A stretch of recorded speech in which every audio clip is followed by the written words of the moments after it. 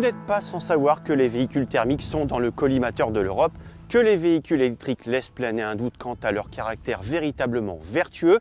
Caradisiac a donc décidé de revenir aux fondamentaux avec le mode de déplacement le plus vert qui soit, le cheval. C'est parti, il est à l'essai aujourd'hui.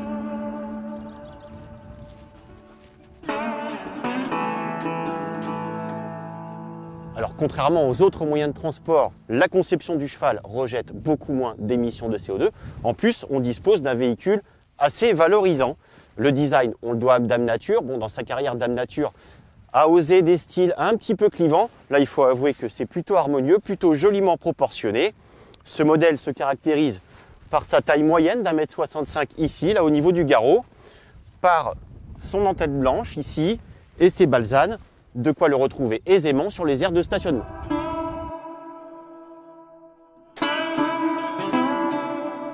Alors comme vous pouvez le voir, le design a été complètement dicté par la fonction.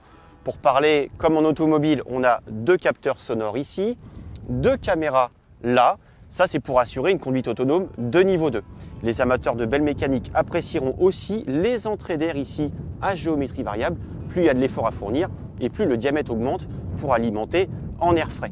Pour en finir avec la technique, on a 4 pattes motrices et directrices. Ça, c'est pour l'efficacité et la maniabilité. En attendant de se mettre en selle, on va aller le préparer parce que le cheval, ça demande à être bichonné, de nettoyer les liaisons au sol. Mais ça, vous pouvez laisser faire les enfants, ils adorent ça.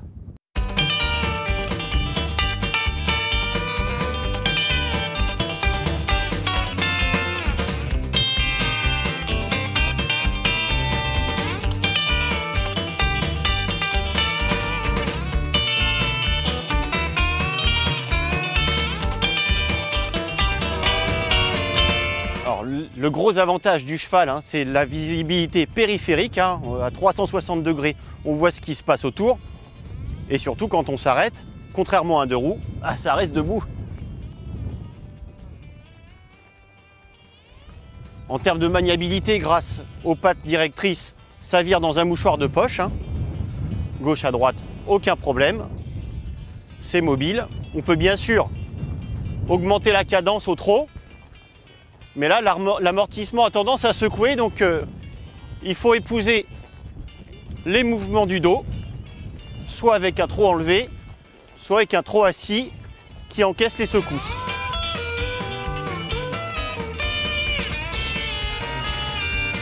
Comme vous pouvez le voir, la conduite semi-autonome permet d'éviter les obstacles.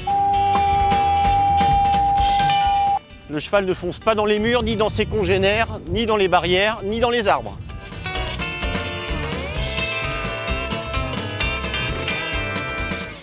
Et on peut s'aider des jambes pour faire pivoter le train arrière.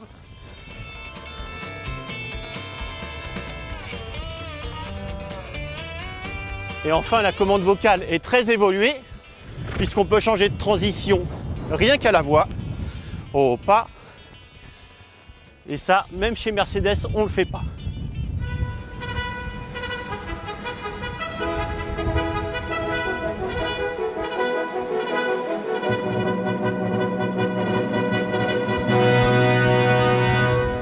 Enfin, pour les sportifs, on peut adopter le galop. Les accélérations sont dignes d'une petite GTI et les modèles les plus rapides peuvent atteindre 60 km/h.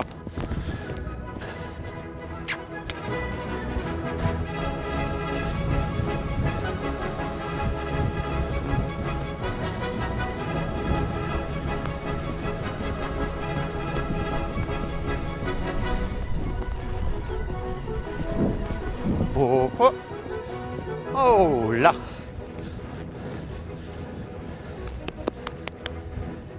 Alors le dernier atout du cheval, c'est qu'il peut s'aventurer absolument partout, sur des terrains très cabossés, dans les chemins. Il peut même couper à travers champs, ça c'est pas négligeable.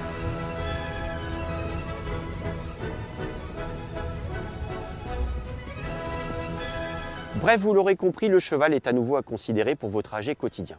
Maniable, fonctionnel, rapide dans ses déplacements et capable d'assurer une conduite autonome de niveau 2. Il assure des trajets simples et efficaces. Bien sûr, tout n'est pas rose, puisque pour l'accueillir à nouveau en ville, il va falloir revoir les infrastructures. Et par ailleurs, il a un solide appétit, puisque même à l'arrêt, il consomme, mais c'est un carburant vert.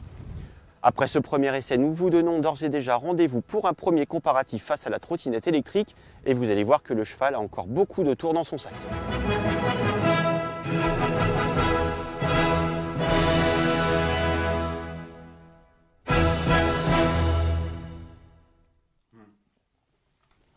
Et il y a un truc que t'as pas dit dans ta vidéo. Ah bon, quoi? Le cheval. Ça se recycle, hein. Et moi, je trouve ça beau. Comme ça se recycle? Mec. Oh non, ne me parle pas de ça. Moi, ça, c'est contre ma religion. De toute façon, moi, je suis plus poisson. Surtout le 1er avril.